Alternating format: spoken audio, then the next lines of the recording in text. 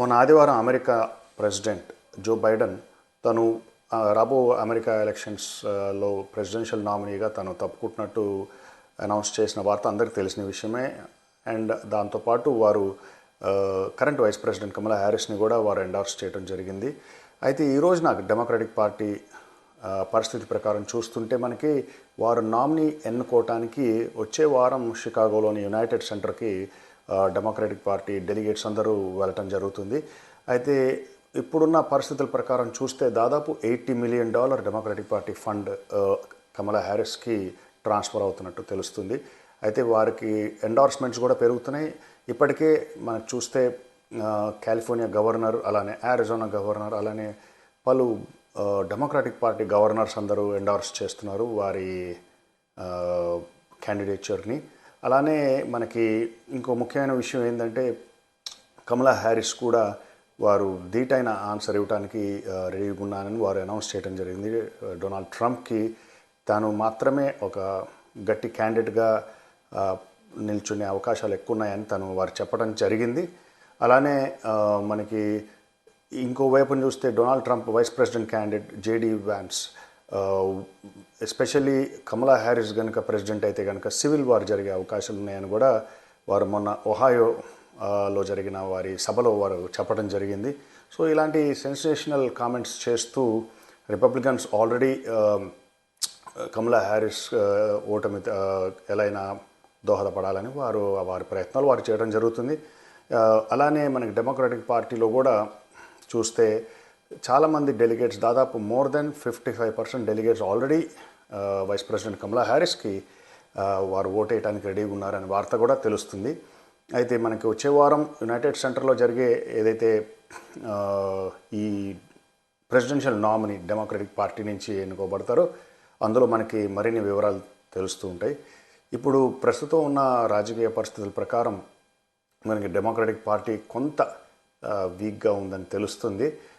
అలానే Republican party కొంత ముందంజలో ఉందని తెలుస్తుంది. ఇది కేవలం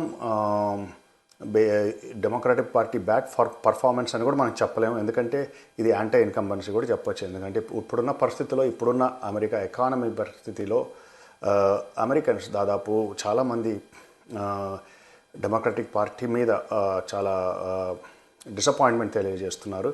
ఎందుకంటే టిపికల్గా ఇక్కడున్న అమెరికా ప్రజలు వారు మోస్ట్లీ చూసేది ఎకానమీ, ఎడ్యుకేషన్, ఎంప్లాయ్మెంట్, ఇవి బేసిక్ థింగ్స్ చూస్తారు.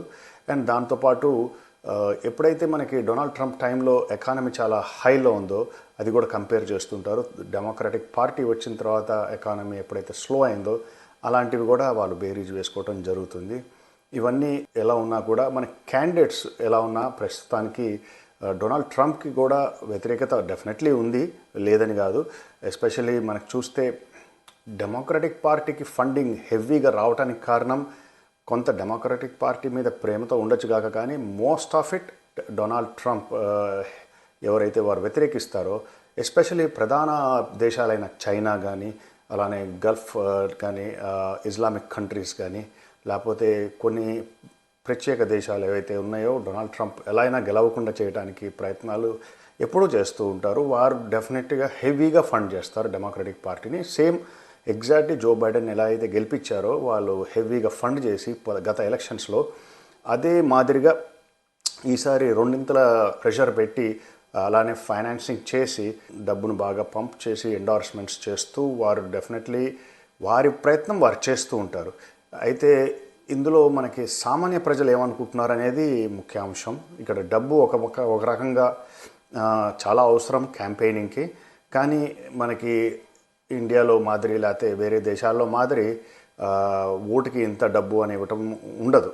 ఎందుకంటే అమెరికాలో అలాంటి ఎలక్షన్స్లో ఎప్పటివరకు అమెరికా చరిత్రలో ఓటుకి ఒక $5,000 లేకపోతే $2,000 $1,000 ఇవ్వటం అనేది అసలు ఇప్పటివరకు అలాంటి చరిత్రలో ఎక్కడా లేదు.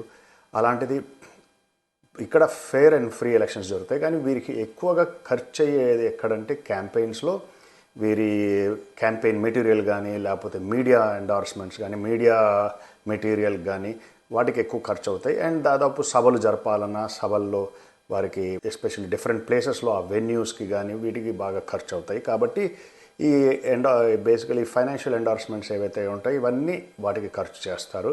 ఇక్కడ కిక్ ఆఫ్స్ ఇవ్వటం అనేది నేరం అండ్ బ్రైబింగ్ అనేది ఇల్లీగల్. సో ఇప్పుడున్న పరిస్థితుల్లో మనం చూస్తే డెఫినెట్లీ ఈ ఎలక్షన్స్ కొంత రిపబ్లికన్ వైపు స్వింగ్ అయ్యే అవకాశాలు ఉన్నాయి. కానీ it's too early to predict, ఎందుకంటే ఇంకా మనకి 2-3 నెలలు ఉంది. అండ్ ఈ 2-3 నెలల్లో ఏమైనా జరగచ్చు. ఎందుకంటే గత ఎలక్షన్స్లో కూడా ఆల్మోస్ట్ ట్రంప్ గెలుస్తాడు అని దాదాపు ఒక 6 నెలల ముందు విశ్లేషణ జరిగింది. అలానే ఒక 4 నెలల తర్వాత కొంత మారింది. చివరికి చూస్తే జో బైడెన్కి హెవీగా ఫండింగ్స్ వచ్చాయి. అలానే ఆయనకి సపోర్టర్స్ కూడా ఎక్కువ వచ్చారు. అలాగే ఎండార్స్మెంట్స్ బాగా వచ్చాయి. దాంతో ఆయన గెలిచిపోయారు.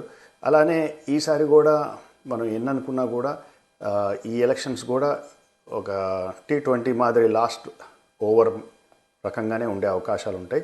అయితే లాస్ట్ మంత్ వరకు మనం వేచి చూడాల్సిందే. ఇక్కడ ఏవి అజ్యూమ్ చేసుకోలేము రిపబ్లికన్స్ గెలుస్తారా డెమోక్రాట్స్ గెలుస్తారా అని. ఇద్దరికి ఇరువైపులా మంచి క్యాండిడేట్స్ ఉన్నారు. మనకి ఒకవైపు డొనాల్డ్ ట్రంప్ ఉన్నారు. అలానే మోస్ట్లీ ఒకవేళ వచ్చే వారం వైస్ ప్రెసిడెంట్ కమలా హ్యారిస్ కనుక ప్రెసిడెన్షియల్ నామినీగా ఎన్నికైతే కనుక డెమోక్రటిక్ పార్టీ నుంచి సో ఇద్దరి మధ్యలో ధీటైన పోటీ ఉండే అవకాశాలు ఉన్నాయని తెలుస్తుంది. Venkat Malukutla, TV9, Texas.